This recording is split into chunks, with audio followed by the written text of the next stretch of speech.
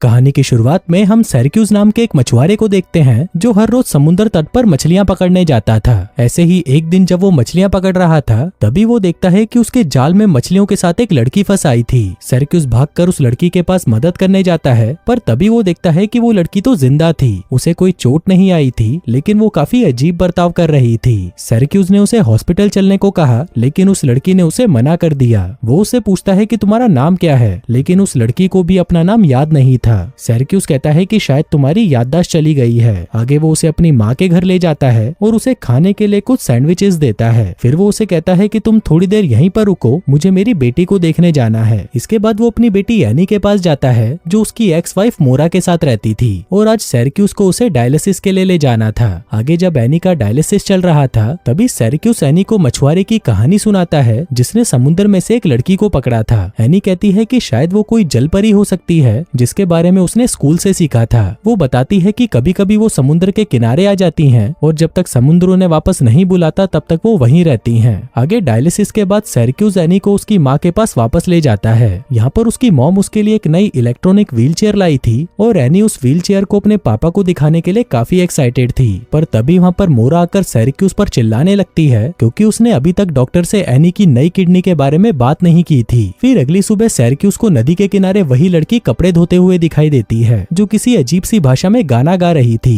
वो लड़की सिरैक्यूज से पूछती है कि क्या मैं तुम्हारे साथ चल सकती हूँ, जिस पर सिरैक्यूज मान जाता है और उसे अपनी नाव में चढ़ने देता है। वो लड़की बताती है कि मेरा नाम ओनिडिन है, जिसका मतलब होता है पानी। आगे सिरैक्यूज अपनी नाव को समुद्र के बीचों बीच लॉबस्टर पकड़ने के लिए रोकता है, लेकिन उसकी टोकरी में कोई मछली नहीं फंसती। पर तभी ओनिडिन गाना गाना शुरू कर देती है जिसे सिरैक्यूज ने कभी नहीं सुना था। पर तभी वो देखता है कि उसकी टोकरी अचानक भारी हो गई है, और जब वो उसे बाहर निकालता है तो वो हैरान रह जाता है क्योंकि जो टोकरी पहले खाली थी अचानक उसमें लॉबस्टर और कई तरह की मछलियां फंस गई थीं, जिसमें से वो लॉबस्टर को निकाल कर रख लेता है और बाकी को समुद्र में वापस फेंक देता है। आगे वो उन लॉबस्टर्स को बाजार में जाकर बेच देता है, जिससे कमाए पैसों में से वो ओनिडिन के लिए एक नई ड्रेस खरीदता है। जिसके बाद वो एनी को स्कूल से लेने चला जाता है। फिर घर आते हुए वो एनी को उसी मछुआरे और जलपरी की कहानी बताता है और कहता है कि वो जलपरी मछलियों के लिए गाना गाती है और वो मछुआरा उन मछलियों को पकड़ लेता है। अब ये सुनकर एनी को लग रहा था कि शायद उसके पापा हर रोज जलपरी का सपना देखते हैं। आगे अपनी बेटी को छोड़ने के बाद सिरैक्यूज अपने घर वापस चला जाता है, लेकिन उसे पता नहीं था कि उसकी बेटी चुपके से उसका पीछा कर रही थी। आगे घर पहुंचकर वो एनिडिन को कुछ कपड़े और खाना देता है और पूछता है कि तुम यहाँ पर कब तक रहोगी। तभी एनिडिन उसे कहती है कि मुझे तुम्हारे साथ रहना बहुत पसंद है, इसलिए मैं हमेशा यहीं रहना चाहती हूँ। वहीं एनी भी उन दोनों को साथ में देखकर हैरान थी और उसे पता चल गया था कि ये कोई कहानी नहीं बल्कि सच था। इसके बाद एनी एक लाइब्रेरी में जाती है और वहाँ पर मरमेड्स के ऊपर लिखी हुई किताबें मांगती है। इसी बीच सिरैक्यूज चर्च में जाता है और फादर के सामने कन्फेस करता है कि वो एक शराबी है, भले ही उसने पिछले 2 साल से शराब को हाथ तक नहीं लगाया। साथ ही वो बताता है कि हाल ही में उसे एक सपना आया था जिसमें उसने अपनी एक्स वाइफ के नए पति एलेक्स को मरते हुए देखा, जिसके बाद जब वो मोरा से मिला तो वो खुद भी शराब की एडिक्ट हो चुकी थी। अब ये सुनकर फादर उसे एक साइकोलॉजिस्ट से मिलने की सलाह देते हैं। फिर जाने से पहले सिरैक्यूज उन्हें कहता है कि अब जो मैं आपको बताने वाला हूँ वो आप किसी को नहीं कहोगे। दरअसल जब मैं मछलियां पकड़ रहा था उसी दौरान मेरे जाल में एक जलपरी भी फंस गई थी जो अभी मेरे साथ ही रहती है और मैंने उसे बाकियों से छुपा कर रखा है। फादर कहते हैं कि अगर ये सच है तो तुम पहले उसे यहाँ पर लेकर आओ, तभी मैं तुम दोनों की कोई मदद कर पाऊंगा। इसी बीच हम एनी को देखते हैं जो कि जलपरी और उसकी दुनिया के बारे में रिसर्च कर रही थी। दूसरी तरफ ओनिडिन कॉटेज की सफाई कर रही थी, जिसके बाद वो सिरैक्यूज की लाई हुई चीजों को देखने लगती है। इसी दौरान वो मछली पकड़ने वाले जाल को देखकर उससे आकर्षित हो जाती है और उसे अपने हाथ पर लपेटने लगती है। फिर अगले दिन एनी अपनी दादी के कॉटेज में जाती है और वहाँ पर वो ओनिडिन को तैरते हुए देखती है। जिसके बाद वो हिम्मत करके किनारे पर आती है और ओनिडिन से कहती है कि मुझे मछुआरे और जलपरी की कहानी के बारे में सब कुछ जानना है। साथ ही एनी उसे उसकी बीमारी के बारे में बताती है और उसे उसको ठीक करने के लिए कहती है।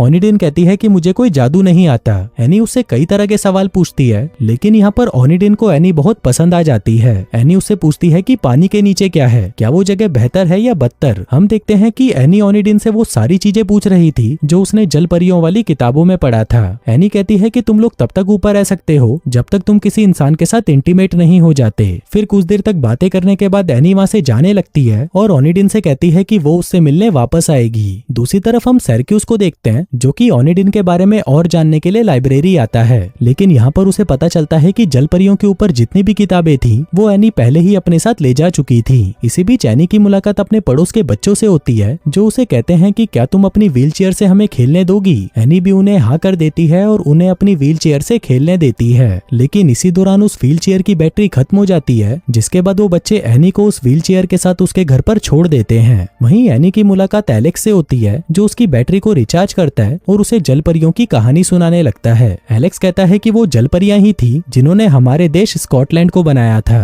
उधर सिरक्यूस और ओनिडिन समुद्र के बीच मछलियां पकड़ने जा रहे थे, लेकिन तभी वहां पर गश्त लगाती हुई पुलिस की एक नाव आ जाती है, जिसको देखकर सिरक्यूस ओनिडिन को छुपा देता है। वहीं ओनिडिन अपने पैरों से नाव चलाने लगती है और कहती है कि मैं तुमसे बेहतर नाव तो अपने पैरों से चला लेती हूँ। जिसके बाद वो गाना गाना शुरू कर देती है। वहीं सिरक्यूस जब अपना जाल ऊपर खींचता है तो वो पाता है कि उसमें काफी सारी मछलियां फंस चुकी थीं, लेकिन इसी दौरान वो उस पुलिस वाली नाव को वापस लौटते हुए देखता है। जिसके बाद वो सिरक्यूस की नाव पर आते हैं और देखने लगते हैं कि कहीं सिरक्यूस सैल्मन मछली को तो नहीं पकड़ रहा, क्योंकि उस मछली को पकड़ना यहाँ पर अपराध माना जाता था। सिरक्यूस उन्हें कहता है कि वो कोई इल्लीगल काम नहीं कर रहा और पुलिस वालों को भी वहाँ पर कुछ नहीं मिलता। जिसके बाद वो वहाँ से चले जाते हैं। वहीं सिरक्यूस ने ओनिडिन को बेसमेंट में छुपा रखा था, जिसके बाद वो उसे बेसमेंट से बाहर निकालता है और कहता है कि तुम्हें किसी ने नहीं देखा। इसके बाद वो दोनों बंदरगाह पर वापस आते हैं, जहाँ पर ओनिडिन कहती है कि मैंने तुम्हें इतनी मछलियां दी तो बदले में मुझे भी कोई गिफ्ट चाहिए और वो गिफ्ट मैं खुद चुनूंगी। आगे वो दोनों वहाँ से जा ही रहे थे कि तभी रास्ते में उन्हें एनी मिलती है। जिसके बाद वो एनी को भी अपने साथ लेकर एक दुकान पर आ जाते हैं, जहाँ पर एनी ओनिडिन की एक अच्छी सी ड्रेस चुनने में मदद करती है। वहीं दुकान के बाहर सभी लोग ओनिडिन को ही घूर रहे थे, क्योंकि उन्होंने इतनी सुंदर लड़की आज तक कभी नहीं देखी थी। आगे वो तीनों सिरक्यूस के घर पर आते हैं, जहाँ पर ओनिडिन एनी से पूछती है कि क्या मैं तुम्हें तैरना सिखा सकती हूँ, जिस पर एनी भी उसे हाँ कर देती है।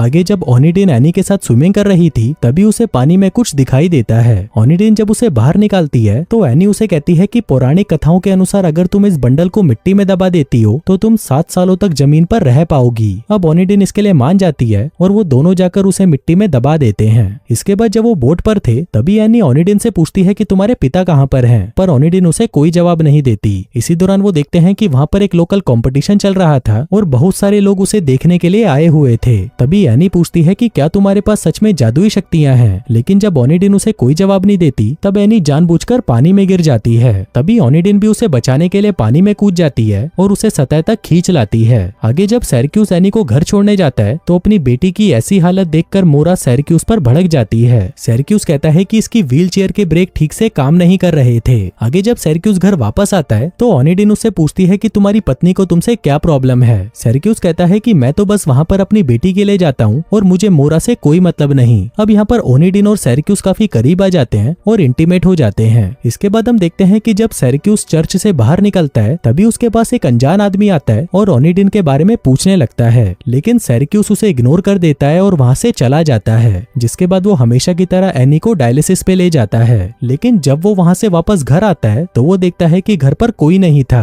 आगे सिरक्यूस ओनिडिन को ढूंढने निकल जाता है और काफी ढूंढने के बाद वो उसे एक जगह पर मिल जाती है। फिर ओनिडिन उसे बताती है कि उसका पति उसे ढूंढ रहा है, लेकिन वो उसे और एनी को छोड़कर यहाँ से नहीं जाना चाहती। तभी सिरक्यूस कहता है कि मैं विश करता हूँ कि तुम हमेशा यहीं पर रहो। इसके बाद हम मोरा और एलेक्स को देखते हैं, जो कि नशे में गाड़ी चला रहे थे और उनके साथ एनी भी थी। उधर दूसरी तरफ ओनिडिन का पति बहुत तेजी से गाड़ी चलाकर ला रहा था, जिसकी वजह से मोरा की कार का एक्सीडेंट हो जाता है और एलेक्स की वहीं पर मौत हो जाती है। फिर जब सिरक्यूस और ओनिडिन को इसका पता चलता है तो वो भागते हुए हॉस्पिटल पहुंचते हैं। आगे डॉक्टर सिरक्यूस को बताता है कि एलेक्स की किडनी तुम्हारी बेटी से मैच हो गई है और क्योंकि वो एक डोनर भी था तो हम उसकी किडनी एनी को लगा सकते हैं। दूसरी तरफ ओनिडिन का हस्बैंड उसे ढूंढ लेता है और उसे कहता है कि चलो यहाँ से चलते हैं, लेकिन ओनिडिन उसे जाने के लिए मना कर देती है। उधर एलेक्स की मौत के बाद मोरा सिरक्यूस से कहती है कि अब मैं एनी को अपने पास में नहीं रख सकती, जिसके बाद वो अपनी बेटी की सारी जिम्मेदारी सिरक्यूस को दे देती है, लेकिन साथ ही वो एक कंडीशन रखती है कि उसे ओनिडिन को छोड़ना पड़ेगा। पर सिरक्यूस के लिए ये करना आसान नहीं था। इसके बाद मोरा सिरक्यूस को अपने साथ ड्रिंक करने के लिए कहती है, क्योंकि उसने भी कई सालों से ड्रिंक नहीं करी थी।